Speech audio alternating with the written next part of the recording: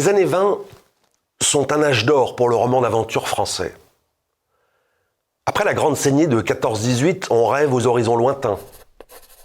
Les écrivains veulent renouveler les codes, en finir avec le côté édifiant de l'aventure d'avant-guerre, et même avec son aspect utile.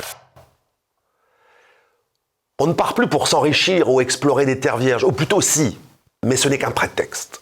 On part avant tout pour partir, pour fuir une société qui a tombé le masque dans les tranchées. L'histoire littéraire a retenu Blaise Cendrars, Pierre Macorlan, Joseph Kessel ou André Malraux. Elle en a oublié d'autres, notamment Louis Chadourne, né en 1890 et mort en 1925. Lui aussi a connu l'expérience de la guerre. Enseveli plusieurs heures dans une tranchée, il en sort avec un déséquilibre nerveux, une psychonévrose émotionnelle, diront les médecins. Le reste de sa courte vie, il sera sujet à des épisodes dépressifs, à des crises de nihilisme.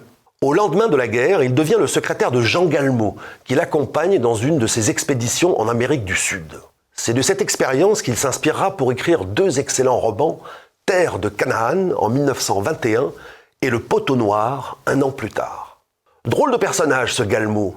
C'est l'homme moderne par excellence, toujours dans l'action, ne connaissant aucune limite et certainement pas celle dictée par la morale. Parti de rien, il a fait fortune en cherchant de l'or en Guyane, il a créé un empire commercial avant d'être élu député de Cayenne et de finalement tomber dans une affaire de spéculation liée au commerce du rhum. Son odeur de soufre fascine. Avant de mourir en 1928, il a laissé un roman étrange et baroque, Un mort parmi nous.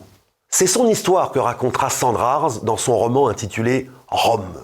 Et c'est de lui dont il est également question dans Terre de Canaan, sous le nom de Jérôme Carvès. Ce Jérôme Carvès rencontre son ami d'enfance, Jean Loubeyrac, qui est au bout du rouleau, volé par un oncle indélicat qui gérait ses biens sous tutelle. Carvès l'amène avec lui au Venezuela où il compte faire fortune dans l'or.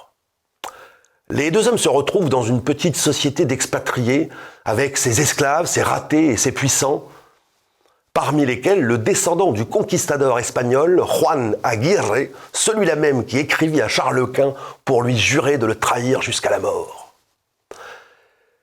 Carvès se fait attribuer un placé dans la forêt tropicale et monte une expédition d'une trentaine de personnes. Mais la force illimitée, éternelle et menaçante de la forêt, ce lieu d'avant la pensée, dont les descriptions sont magnifiques, s'oppose au rêve d'Eldorado et l'expédition finira en cauchemar. Peu importe les morts et les échecs, il faut crever une idée comme un cheval, puis en enfourcher une autre sans pitié, clame un Carvès Galmo exalté qui a fait de l'aventure une folle mystique.